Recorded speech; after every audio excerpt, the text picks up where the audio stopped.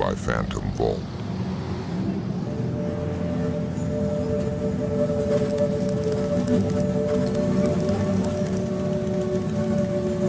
History of the Midnight Express.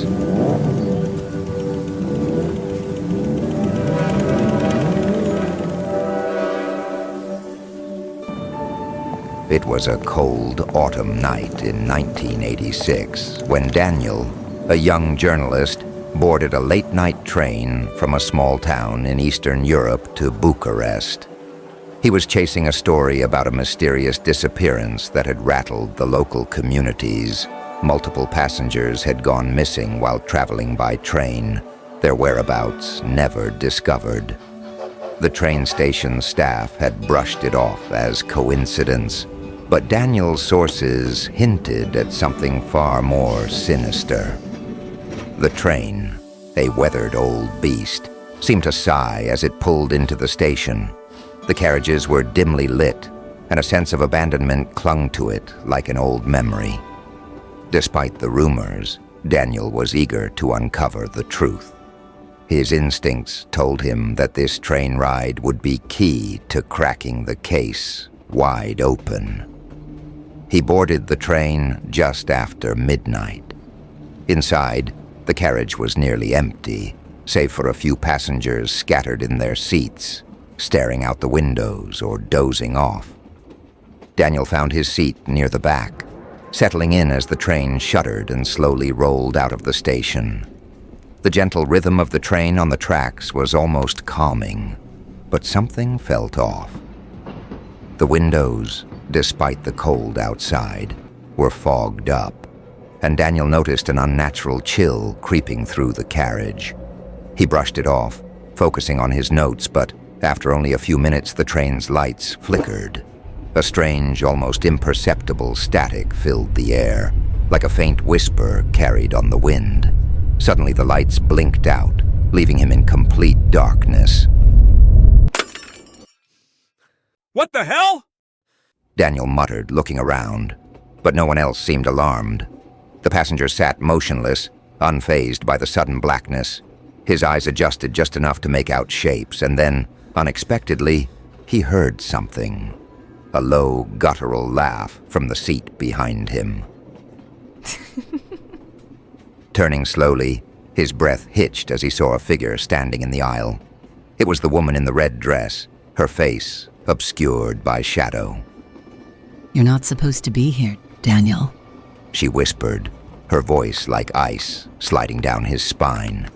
His heart pounded, and he froze, unable to respond.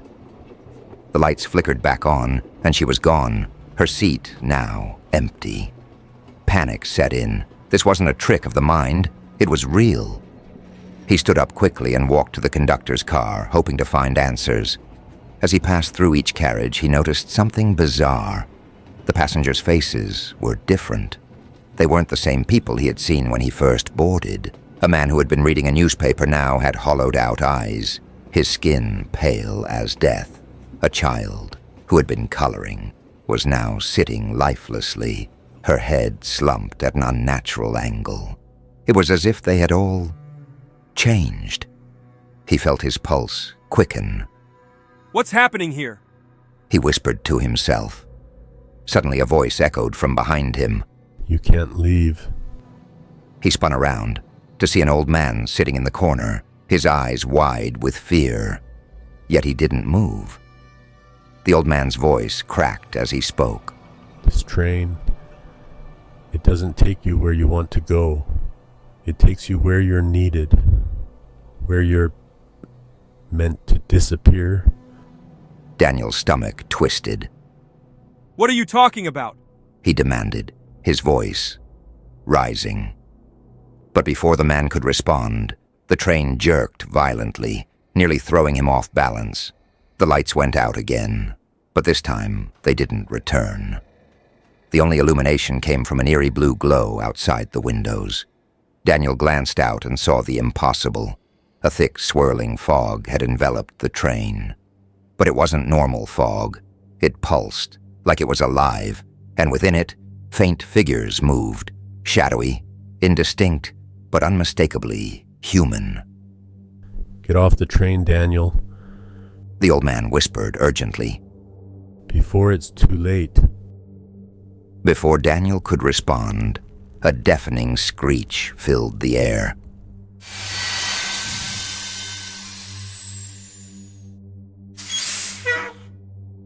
The train shuddered to a halt. The silence that followed was suffocating. He stumbled through the dark, heading for the exit, but as he reached for the door, it wouldn't budge. Suddenly, the woman in red appeared again, standing at the far end of the carriage. You're not leaving. She said softly, her voice carrying an unnatural calm. You're one of us now. Daniel's hands shook as he tried the door again. Let me out! He yelled, but she only smiled, her figure distorting as the blue glow outside intensified, casting long, twisted shadows across her face. You can't escape this, Daniel. The train, it's alive. It needs souls to keep going, and it chose you the moment you boarded. Daniel backed away, his heart hammering in his chest. This can't be real. He muttered, shaking his head in disbelief. I'm dreaming. I have to be. But the woman stepped closer, her eyes black voids now. Dreams are where the truth hides. You should have listened. The train jolted again, and this time, the doors behind him flew open. Desperate, Daniel ran through them, expecting to find the next carriage. But instead he was met with something far more horrifying. The passengers, what remained of them, were standing, no longer human. Their skin hung loosely, their limbs bent at impossible angles, and their faces were gaunt, hollow, their mouths open in silent screams. They moved slowly toward him, their feet dragging across the floor. Daniel backed up, trying to escape, but the woman in red blocked his path. It's your turn. She whispered, as the passengers reached for him with cold, skeletal hands. Welcome to the Midnight Express. He screamed, thrashing as they closed in, their icy grip pulling him down. The blue glow grew brighter until everything was consumed by it. His vision blurred, and the last thing he heard before the world went dark was the sound of the train's whistle echoing through the void.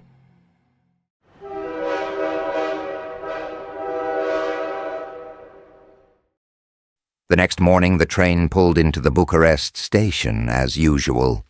The conductor went to inspect the carriages, but no one was aboard. No passengers, no staff. The entire train was completely empty, except for a single notebook found on one of the seats, Daniel's notebook. In the final page, scrawled hastily in his handwriting, were the words, Don't board the Midnight Express. It doesn't take you where you want to go. It takes you where you'll never return. The legend of the Midnight Express lives on. No one knows where the train goes or who it will choose next. But those who hear the faint sound of a train whistle at night, far from any tracks, know one thing. The train is still out there, waiting for its next passenger.